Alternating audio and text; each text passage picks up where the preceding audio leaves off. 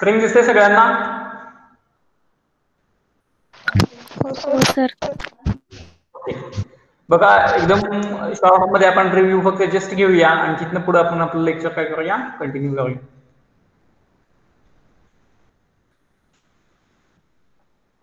Electrical winding and अॅनलॉग circuit तसंच जे आपलं डिजिटल इलेक्ट्रॉनिक्सचा थोडा पार्ट आहे.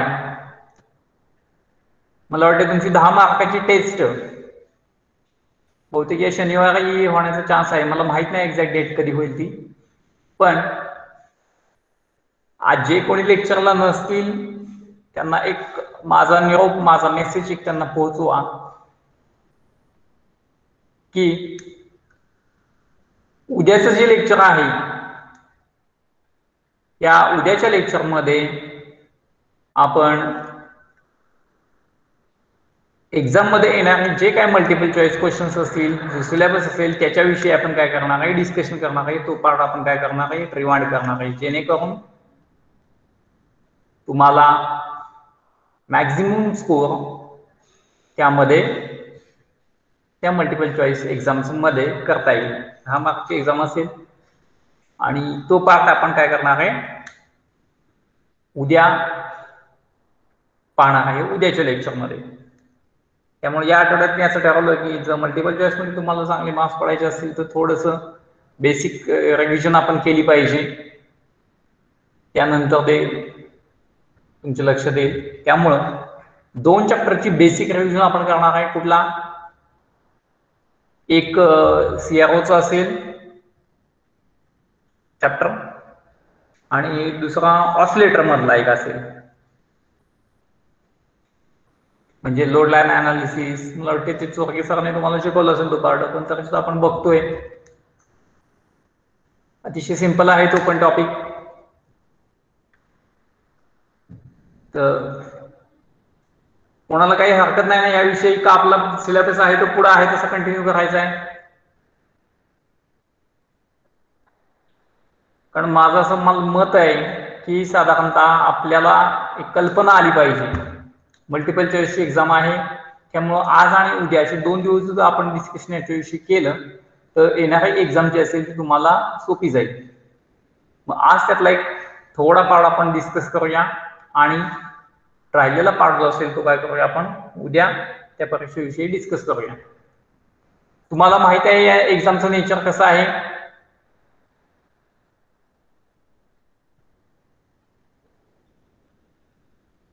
हॅलो,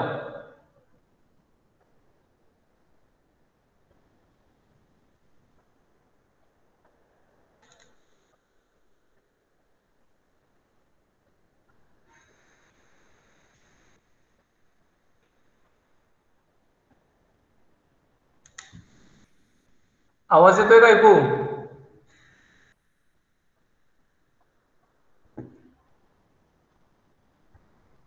हॅलो, येतोय सर. ओके. बघा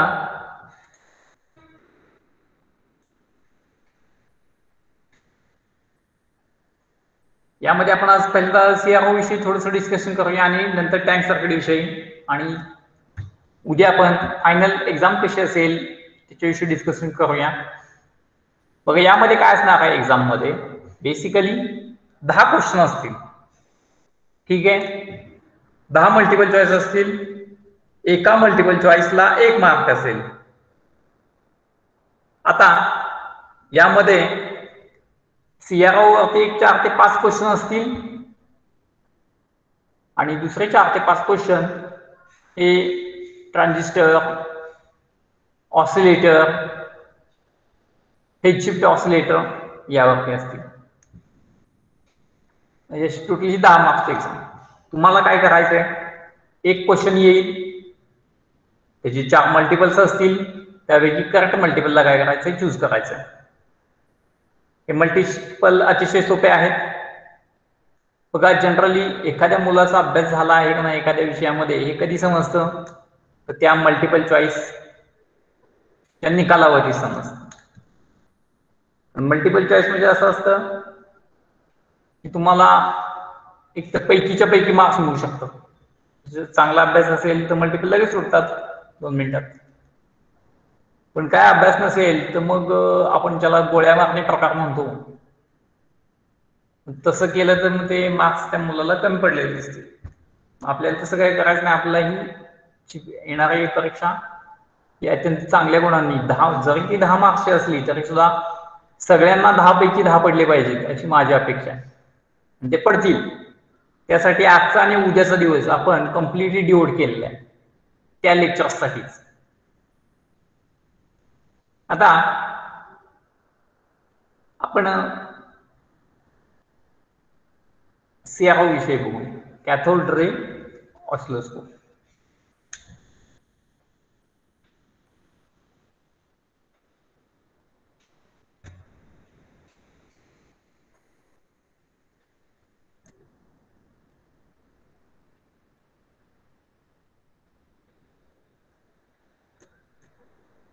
आता बघा या इथं मला काय दिसेल,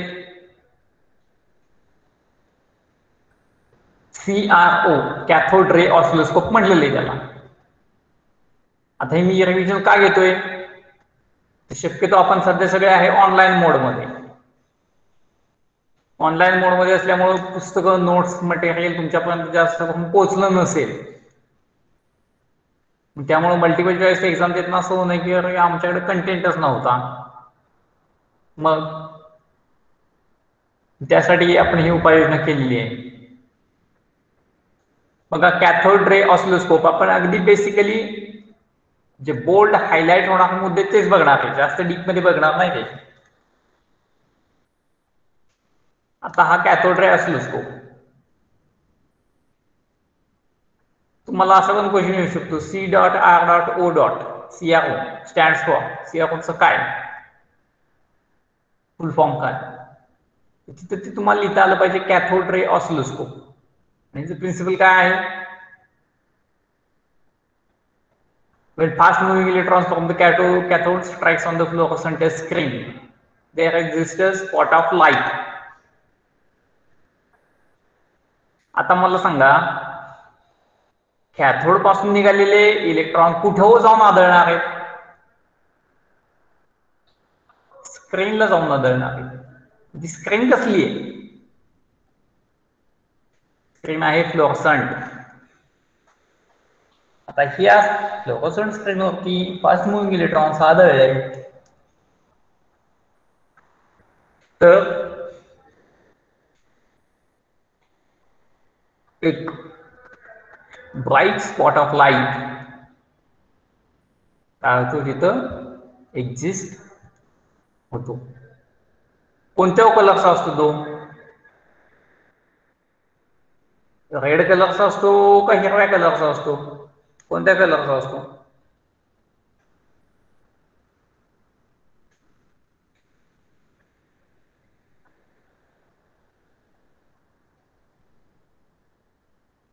कोणत्या कलरचा स्पॉट असतो तो, ग्रीन कलरचा. ग्रीन कलरचा स्पॉट असतो. आता ही एक ब्लॉक डायग्राम दाखवली बघा CRO. आपण बेसिकली नेहमी इक्विपमेंट बघितलेलं आहे CROचं, पण हे इक्विपमेंट कसं काम करतं, वर्किंग करतं हे आपल्याला काय माहित नसतं, आतमधलं स्ट्रक्चर काय माहित नसतं. त्यामुळं आपल्याला थेअरीमध्ये हे शिकायचंय की नक्की कॅथोड रे ऑसिलोस्कोपवरती तो ब्राईट स्पॉट ऑफ लाईट येतो कसा, त्याच्या मागे नक्की काय मेकॅनिझम आहे. असं नाही की बाबा इलेक्ट्रिक स्विच ऑन केला आणि केला की लगेच तो ब्राईट स्पॉट दिसला आपल्याला.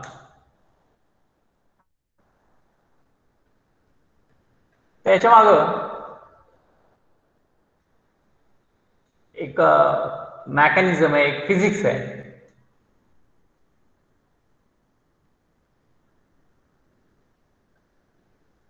आता या CROचा फायदा काय,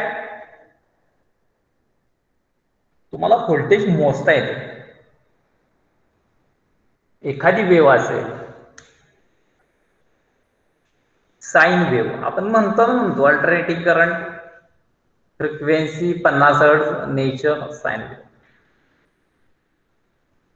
पण कशावर ठरवायचं ही 50 हर्ट्झ आहे फ्रिक्वेन्सी?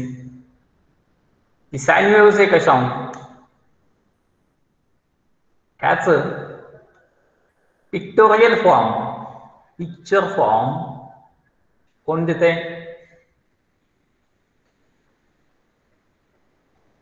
सीआरओ देतो. आलं लक्षात? काय केलेलं आहे बघा यामध्ये सीआरओ मध्ये? एक इनपुट सिग्नल घेतलेला आहे की जो तुम्हाला मोजायचा आहे. एक इनपुट व्होल्टेज घेतलं, अननोन व्होल्टेज आहे, म्हणजे तुम्हाला मोजायचं आहे किंवा तो पिक्टोरियल बघायचं ते कसं असते, किंवा एखादी वेव्ह घेतली, त्या वेव्हचा वेव्हफॉर्म तुम्हाला बघायचा आहे. मग असं जे इनपुट आहे, व्होल्टेज असेल किंवा वेव्ह असेल, ते इनपुट तुम्ही व्हर्टिकल एम्प्लिफायर नावाचा, म्हणजे ज्यावेळी तुम्ही सीआरओचं बटन दाबता का नाही, इलेक्ट्रिक सप्लायचं बटन दाबता का नाही, इलेक्ट्रिक सप्लायचं बटन दाबल्यानंतर सीआरओ ऑन होतो. ऑन झाल्यानंतर एखाद्या क्वांटिटीची तुम्हाला साईन वेव्ह फ्रिक्वेन्सी बघायची करंटची द्या किंवा व्होल्टेज मोजायची, तर तुम्ही इनपुट एखादं सिग्नल देता. ठीक आहे, ज्यावेळी इनपुट सिग्नल देता त्याच्यानंतर कसं वर्किंग होतं तर ते तुम्हाला सीआरओच्या माध्यमातून पाहिलं. काय इनपुट सिग्नल दिलं, ते इनपुट सिग्नल व्हर्टिकल एम्प्लिफायरला जातं. आता व्हर्टिकल एम्प्लिफायरचं काम काय आहे? तो सिग्नल एम्प्लिफाय करायचा. एम्प्लिफाय करायचा म्हणजे काय करायचा? कमी करायचा का वाढवायचा? वाढवायचा. मग एम्प्लिफायरनं काय केला? तो सिग्नल वाढवला. वाढवल्यानंतर काय होणार?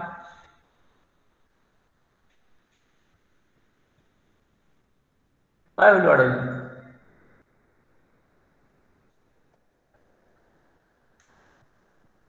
त्या सिग्नलचा निम्मा पार्ट, तयार झालेल्या सिग्नलचा निम्मा पार्ट डायग्राम मध्ये बघा. त्या सिग्नलचा निम्मा पार्ट कुठं द्यायचा आहे? निम्मा पार्ट हॉरिझॉन्टल डिफ्लेक्शन प्लेटला द्यायचा आहे आणि निम्मा पार्ट व्हर्टिकल डिफ्लेक्शन प्लेटला द्यायचा. आता मला सांगा, हा डिले लाईन इथं नाही असं समजा थोड्या वेळासाठी, डिले लाईन थोड्या वेळासाठी असं समजायचं नाही. तर मग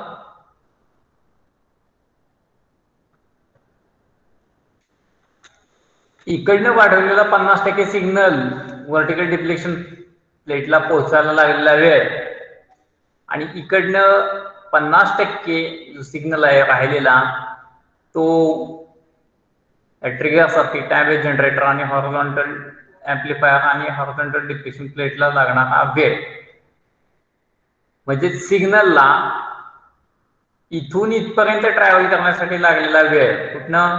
व्हर्टिकल एम्प्लिफायर ते व्हर्टिकल डिफ्लेक्शन प्लेट, तसंच सिग्नलला व्हर्टिकल एम्प्लिफायर पासून हॉरिझॉन्टल डिफ्लेक्शन प्लेटला लागणारा वेळ, त्यामध्ये कोणाचा वेळ जास्त असेल? कोणाचा वेळ जास्त असेल? समजा डिले लाईन नाहीये, कोणाचा वेळ जास्त असेल?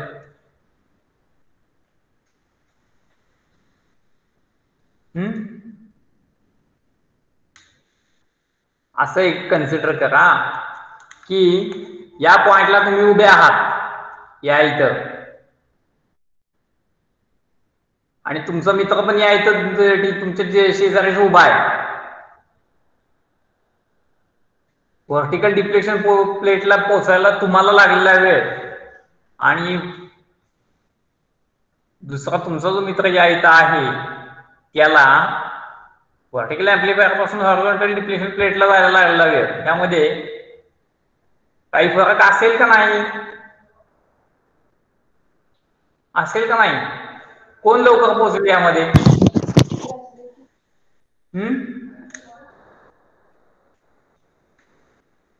तुमचा मित्र आणि तुम्ही दोघं व्हर्टिकल ऍम्प्लिफायर पासून बाहेर पडलेला आहात, इथंच उभा आहात दोघं पण.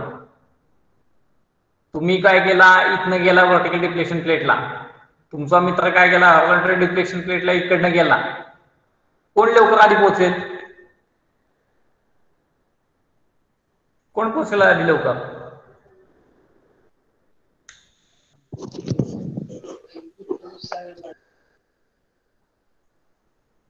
अरे चुकलं चुकू द्या, काय आहे त्यात एवढं?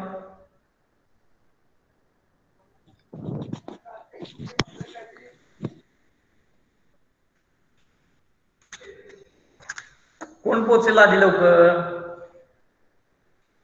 व्हर्टिकल डिफ्लेक्शनला जाणारा पोहोचेल आधी का हॉरिझॉन्टल डिफ्लेक्शनला जाणारा पोहोचेल आधी?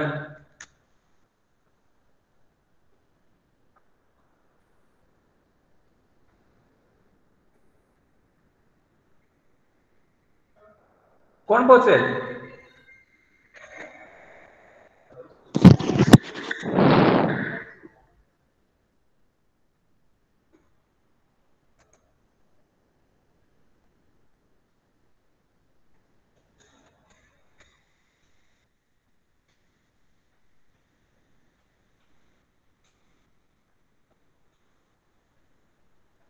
कोण पोहोचला अगोदर तुमच्या इथं? ऑनलाईन लिस्टने विचारलं पाहिजे तुम्हाला.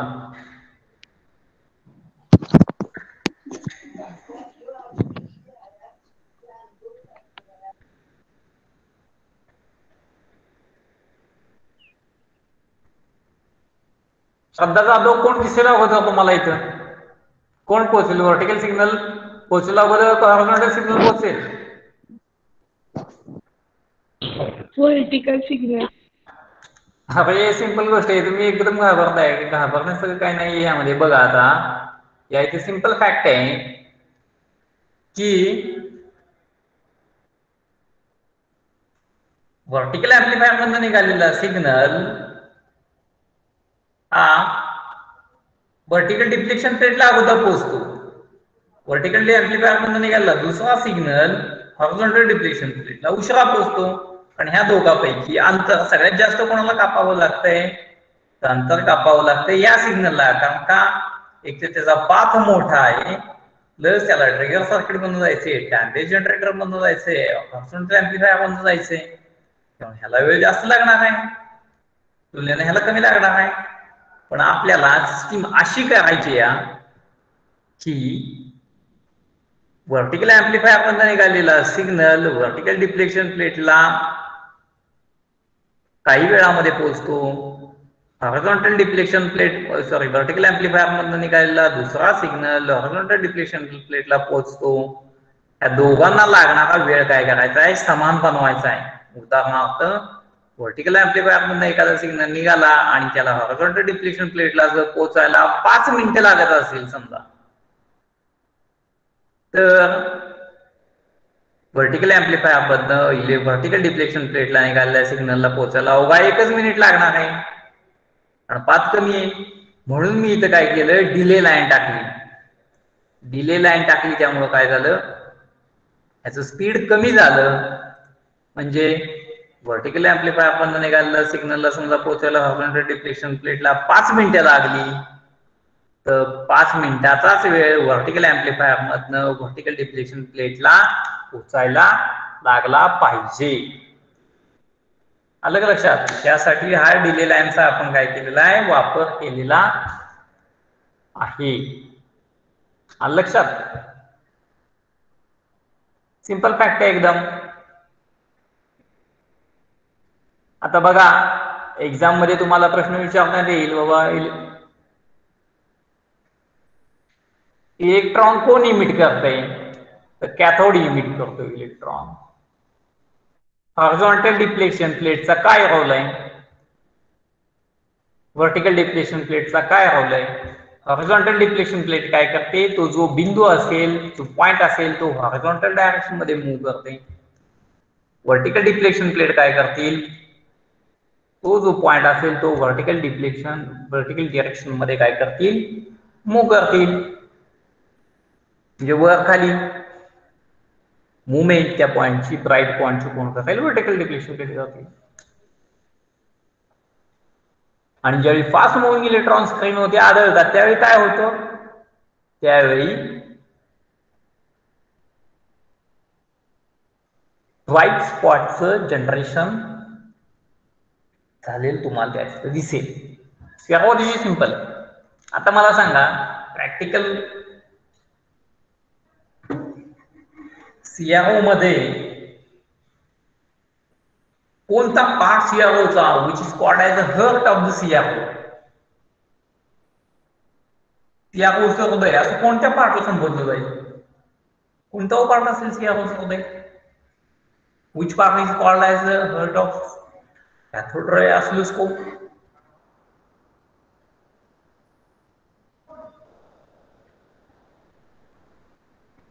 मला एक गोष्ट सांगा, मानवी देहामध्ये आपले जे शरीर आहे, आपली बॉडी आहे, त्यात सगळ्यात महत्वाचा पार्ट कुठला होता, सगळ्यात महत्वाचा. ऍक्च्युली सगळेच पार्ट महत्वाचे आहेत. डोळे महत्वाचे आहेत, कान महत्वाचे आहेत, डोकं महत्वाचं आहे, हातपाय महत्वाचे आहेत, सगळेच पार्ट महत्वाचे आहेत. पण तरी त्यात सगळ्यात महत्वाचा कोण आहे, हर्ट, हृदय. कारण हृदय बंद पडलं तर काय होतं, माणूस डेड होतो. आलं लक्षात. सगळ्यात माणसाच्या शरीरामध्ये सगळ्यात महत्वाचा जो ऑर्गन असेल, अवयव असेल, तो कोणता आहे, हर्ट आहे. मग तसंच सीआरओ मध्ये कोणता आहे, कॅथोड रे ऑसिलोस्कोप मध्ये कुठला आहे हर्ट, कॅथोड रे ऑसिलोस्कोप मध्ये cathode ray tube is called as hurt of oscillator, hurt of CRO. जो कॅथोड रे ऑसिलोस्कोप आहे त्याचं हृदय कोण आहे, CRT. म्हणजेच काय, कॅथोड रे ट्यूब. म्हणजेच कोणता पार्ट, ही जी ट्यूब दिसते ना तुम्हाला, कॅथोड रे ट्यूब हा काय आहे, सीआरओचा हर्ट आहे. आता सीआरओ मध्ये दोन प्रकारचे पॉवर सप्लाय वापरले जातात, हाय व्होल्टेज पॉवर सप्लाय आणि low voltage power supply. High voltage power supply कोणाला दिला जातो, कोणाला दिला जातो हाय व्होल्टेज पॉवर सप्लाय, तर कॅथोड रे ट्यूबला दिला जाईल.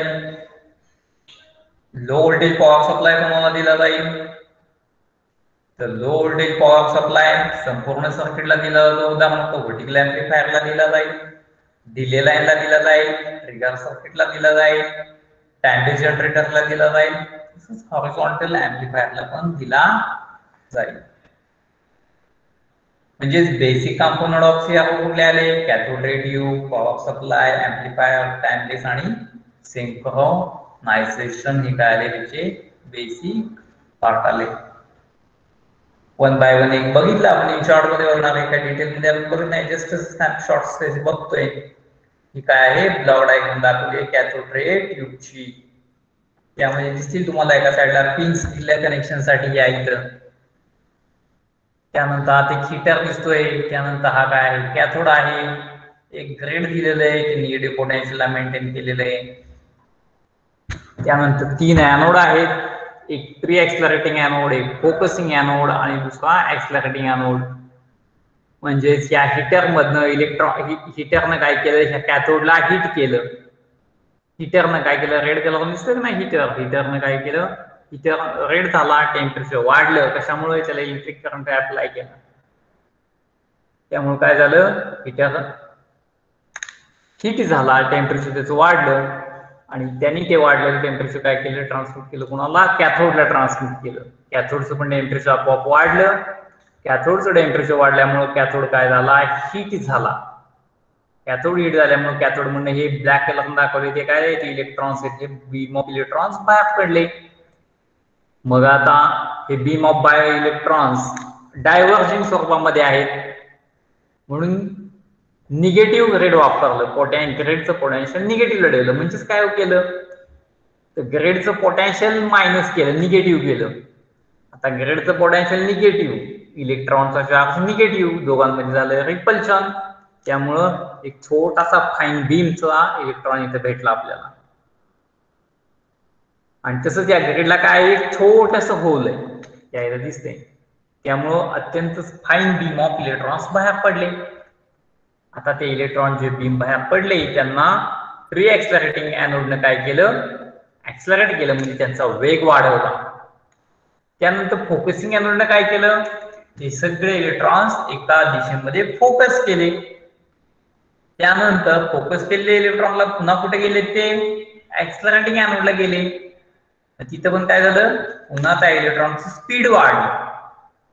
आता असे वाढीव स्पीड असलेले इलेक्ट्रॉन्स नंतर कुठे गेले, व्हर्टिकल डिफ्लेक्शन प्लेटला गेले. तिथं काय होईल, इलेक्ट्रॉनचं व्हर्टिकल दिशेमध्ये, व्हर्टिकल डिरेक्शन मध्ये मुवमेंट होईल, अप अँड डाऊन. तसंच तोच beam, electron beam horizontal direction deflect होण्यासाठी हॉरिझॉन्टल डिफ्लेक्शन प्लेटकडे पाठवला. तो बीम हॉरिझॉन्टल डायरेक्शन मध्ये इलेक्ट्रॉन बीम काय होईल, डिफ्लेक्ट होईल. आणि फायनली तो इलेक्ट्रॉन बीम ही जी स्क्रीन दिसते, हे कसली स्क्रीन आहे, फ्लोरोसेंट स्क्रीन. एक्झाम मध्ये तुम्हाला क्वेश्चन येतात, फ्लोरोसेंट स्क्रीन कोणत्या प्रकारचं मटेरियल असतं, फॉस्फर मटेरियल आहे, फॉस्फर. आणि स्क्रीन कोणती, फ्लोरोसेंट स्क्रीन. त्याच्यावरती इलेक्ट्रॉन आदळले की मला ब्राईट स्पॉट ऑफ लाईट दिसते. लक्षात, हे अत्यंत साधं आणि सोपं वर्किंग आहे. आता मला सांगा, तुम्हाला व्होल्टेज मोजायचं, कुठे व्होल्टेज मोजता तुम्ही,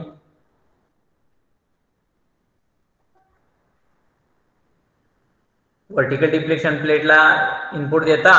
बघा हॉरिझॉन्टल डिफ्लेक्शनला काय म्हणलेलं आहे याच्या भाषेमध्ये, x1 x कॉर्ड, आणि व्हर्टिकल डिफ्लेक्शन प्लेट मध्ये काय म्हणलेलं आहे, y1 y2 कॉर्ड. मग तुम्हाला व्होल्टेज मोजायचंय तर तुम्ही कोणत्या ऍक्सिसला मोजणार व्होल्टेज, एक्स ऍक्सिसला का वाय ऍक्सिसला,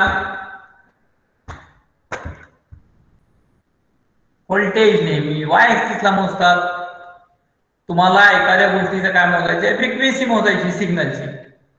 मग फ्रिक्वेन्सी मोजाय, फ्रिक्वेन्सीचं काय डायरेक्ट मोजता येत नाही, त्यासाठी तुम्हाला पहिल्यांदा पिरियड मोजला पाहिजे. तो पिरियड कुठे मोजतो आपण, एक्स ऍक्सिसला. लक्षात आहे, अतिशय सिंपल आहे.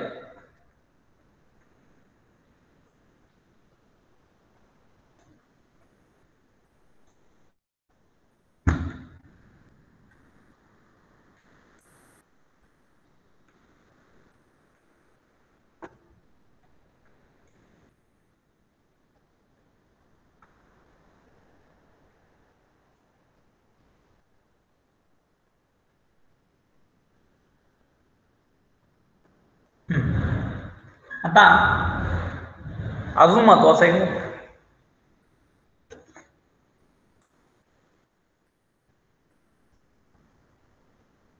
हा जो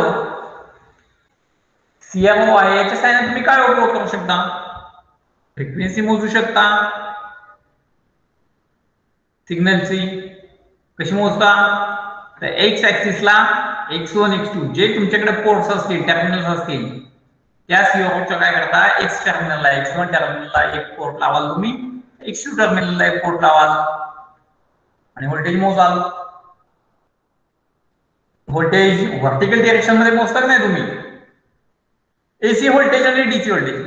डीसी व्होल्टेज कसं मोजायचं आणि एसी व्होल्टेज कसं मोजायचं, हे बघा स्लाइड मी बंद केलेले आहेत, स्लाइड बंद केलेले आहेत त्यामुळे दिसणार नाही दादा.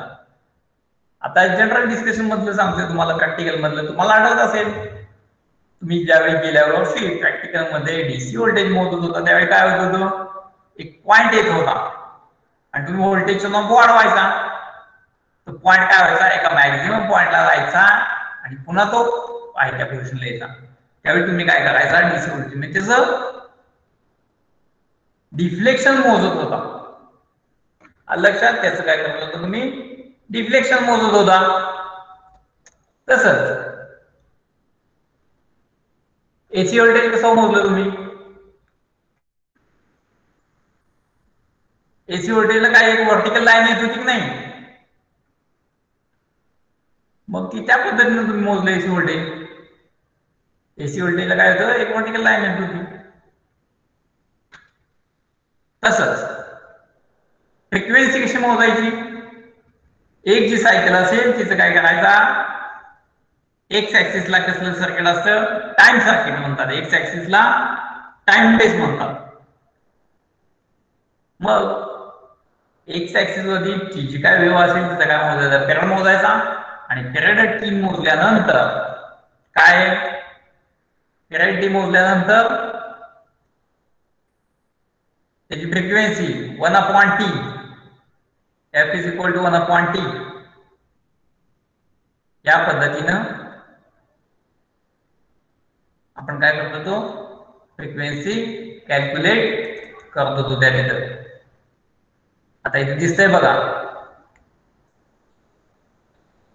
असा हा टाइम बेसचा नॉब असतो. आता डीसी पोटेन्शियल कसं मोजलं तुम्ही, हा पॉइंट दिसला का डीसी पोटेन्शियल मोजायला, तुम्ही इनपुट दिलं, हा पॉइंट काय आहे, रेड पॉइंट मुद्दाम दाखवलेला आहे. समजा तुम्ही याला 2 व्होल्ट एवढं दिलं, सॉरी 3 व्होल्ट एवढं ऍप्लिकेशन अप्लाय केलं, 3 व्होल्ट एवढं पोटेन्शियल डिफरन्स व्होल्टेज दिलं, तर हा काय होईल, बिंदू हा व्हर्टिकल डायरेक्शन मध्ये जायला यायचं आणि पुन्हा खाली येईल. मग किती वरती गेला, तर 1.5 डिव्हिजन वरती गेला.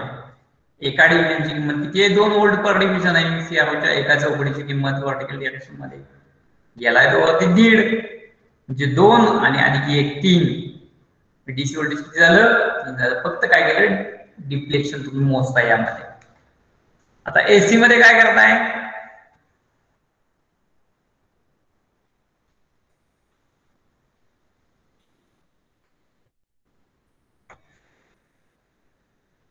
इथे दाखवले बघा एसी मध्ये व्होल्टेज कसं मोजायचं ते. आता ही प्रोसिजर दिली आहे, ती प्रोसिजर बघायची काय आपल्याला गरज नाही. कुठलं डीसी व्होल्टेज असेल यातलं, पीक टू पीक व्होल्टेज कुठलं असेल.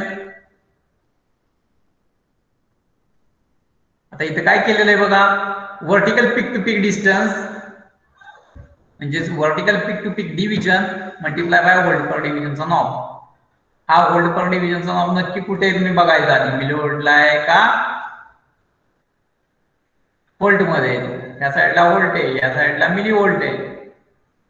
तो कुठे मिली व्होल्टला आहे, त्या साईडला आहे, मिली व्होल्टला आहे. मग आता ह्या इथे तुम्हाला बघा आता क्लिअर दिसेल किती व्होल्ट आहे. ही जी एसी वेव्ह दिसते, एसी वेव्हचा एक पीक पॉइंट घ्या, हा आला एसी वेव्हचा क्रेस्ट, एसी वेव्हचा ट्रफ हा आला. मग हे डिस्टन्स मला मोजायचं आहे, किती आहे हे डिस्टन्स,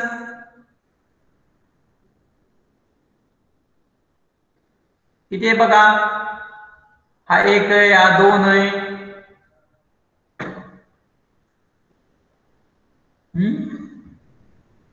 अप्रॉक्सिमेटली रफली त्यांनी काय सांगितलेलं आहे, डिस्टन्स किती आहे, 3.2 डिव्हिजन आहे.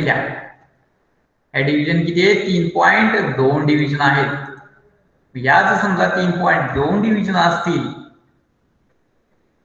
तर या नॉब कुठे व्होल्ट पर डिव्हिजन मध्ये, मिली व्होल्ट रेंजला 100 मिली व्होल्टला आहे मी. 3.2 गुणिले 100 म्हणजे 320 मिली व्होल्ट काय आलं माझं पीक टू पीक व्होल्टेज आलं. पण इथलं हे तुम्ही व्हीएम मॅक्स व्होल्टेज घेतोय, ते व्होल्टेज काय येतं, peak to peak voltage divide by 2 म्हणजे 160 मिली व्होल्ट. आणि पुन्हा याची तुम्ही RMS व्हॅल्यू काढली तर 160 डिवाइड बाय √2 येईल. लक्षात. पीक व्होल्टेज या पद्धतीने काढलं. जस्ट काय केलं, किती डिव्हिजन आहे ती मल्टिप्लाय बाय माझं नॉब कुठल्या साईडला आहे, किती व्होल्टला आहे, 100 मिली व्होल्टला आहे का 200 मिली व्होल्टला आहे का 1 व्होल्टला आहे.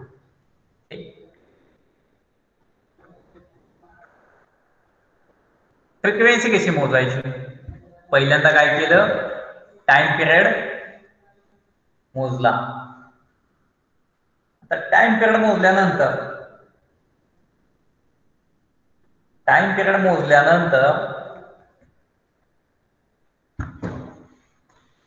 Number of horizontal division per cycle घेतल्या आणि त्याला टाइम पर डिव्हिजन काय केलं, मल्टिप्लाय केलं. आता या इथे बघा नंबर ऑफ हॉरिझॉन्टल डिव्हिजन कुठे आहेत ते बघूया. बघा नंबर ऑफ हॉरिझॉन्टल डिव्हिजन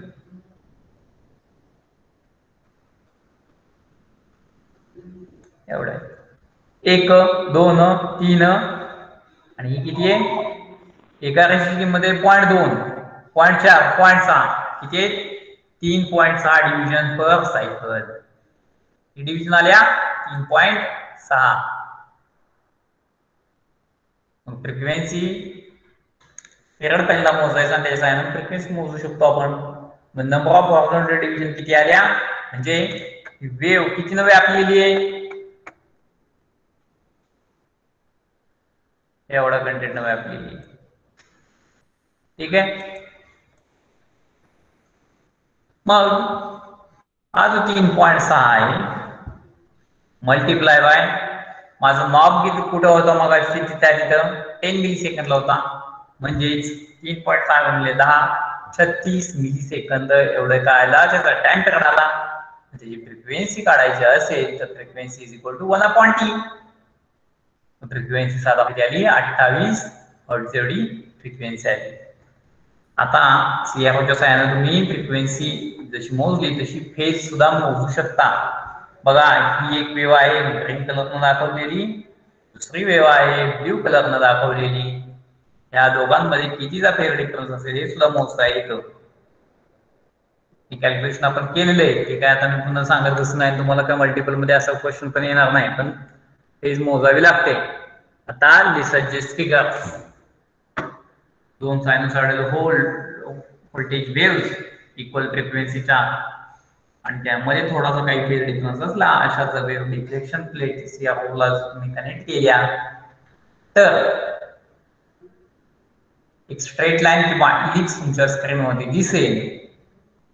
त्यालाच काय म्हणलं तर लिसजेस फिगर्स म्हटलं जातं.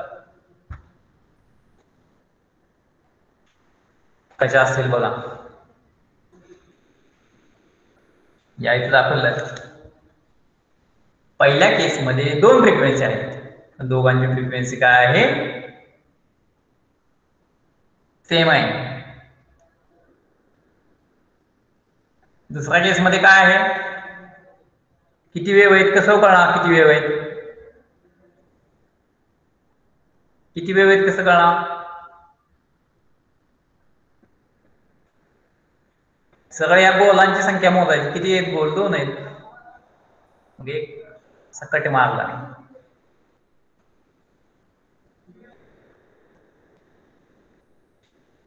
लक्षात.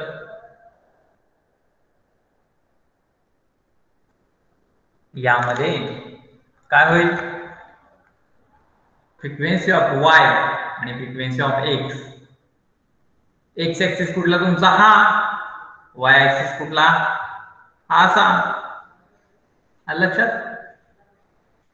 हा झाला x आणि y. मला सांगा संख्या कुठं जास्त आहे, y ऍक्सिस ला.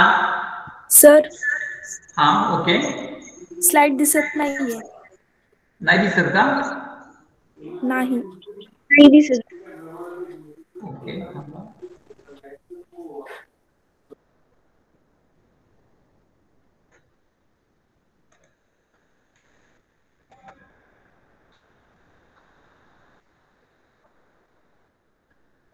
आता दिसते, आता दिसतंय का? नाही सर. हो सर. मला दिसतीये. आम्हाला नाही दिसत. दिसतीये सर. नाही दिसत सर. नाही दिसत आहे.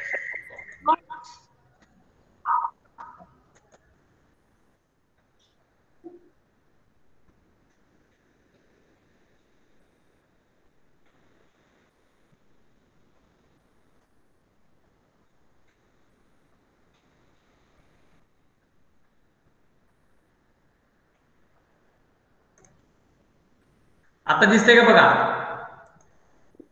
हा सर दिसते आता. आय होप दिसेल. यामध्ये काय केलंय, सेम अँप्लिट्यूडच्या पण डिफरंट फ्रिक्वेन्सीच्या काय आहेत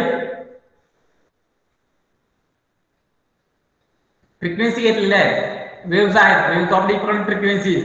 पहिल्या केस मध्ये काय आहे, इथं बघा मी एक डॅश टाकतो.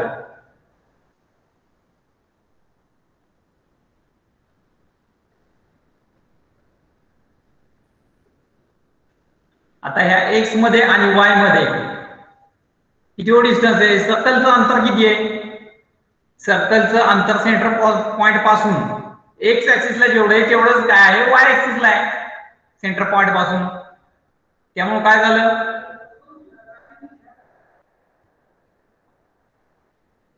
काय झालं, frequency of x and Y आली का इक्वल, आणि काय रेडियस आहे. आता तीच केस या केस मध्ये कन्सिडर करा.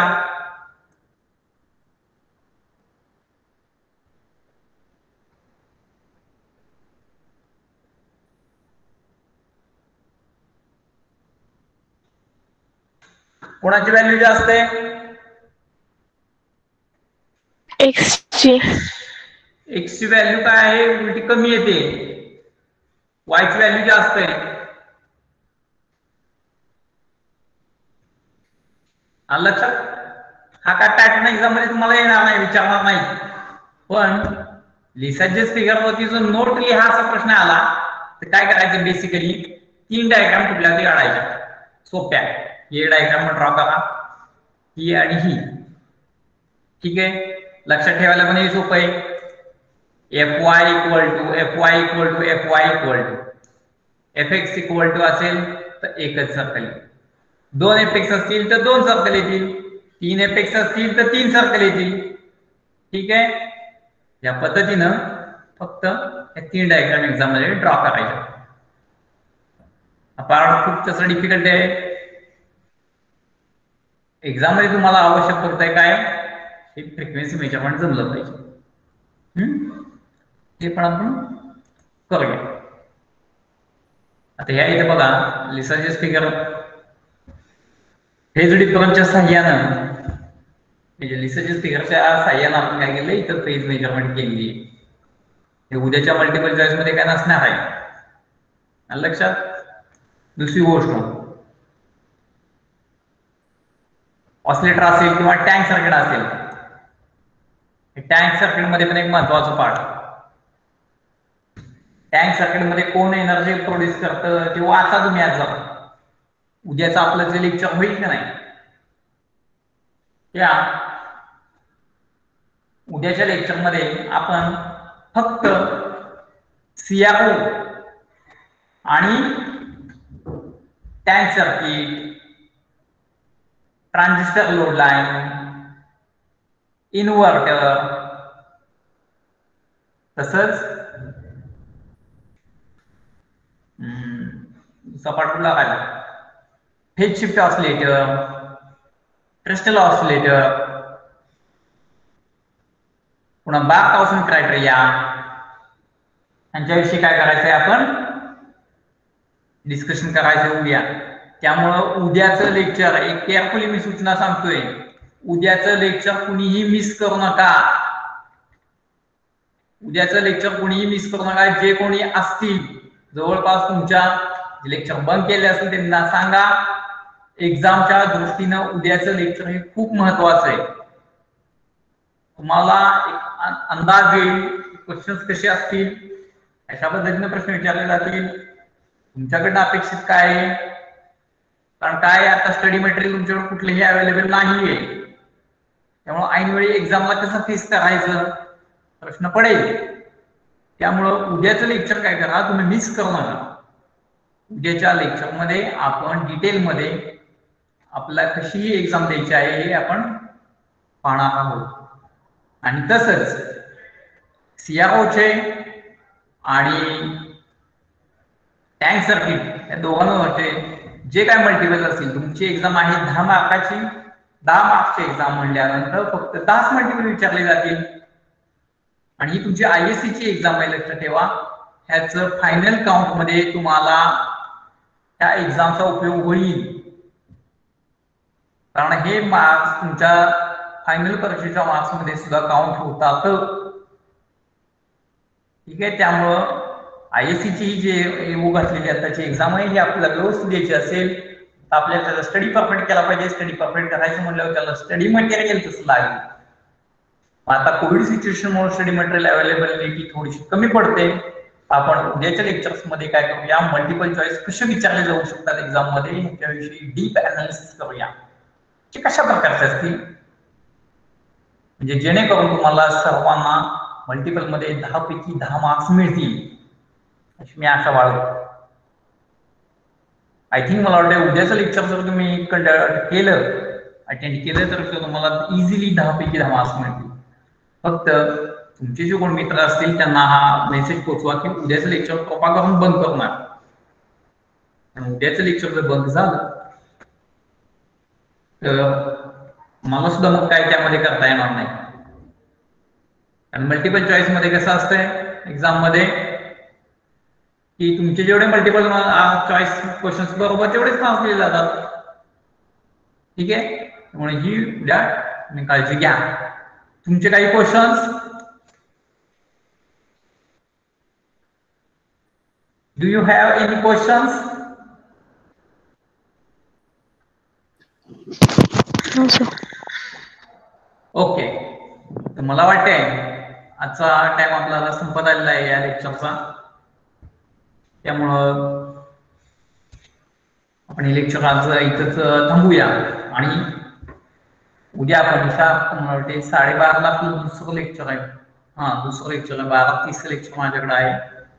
हे जे 12:30 लेक्चर आहे ते उद्या 12:30 लेक्चर आपण अटेंड करूया. आणि त्यामध्ये आपण दोन्ही चॅप्टरचे मल्टिपल चॉईस डिस्कशन्स करूया. आजच्या चॅप्टर मध्ये फक्त मी CRO बघितलं की बेसिक पार्ट तुम्हाला एक्झाम मध्ये पण लक्षात येईल. क्वेश्चन सुद्धा ह्याच रिलेटेड असतील. ठीक आहे. उद्या आपण 12:30 लेक्चरला मग परत भेटूया. Have a good day to all of you. Thank you so much. Thank you sir.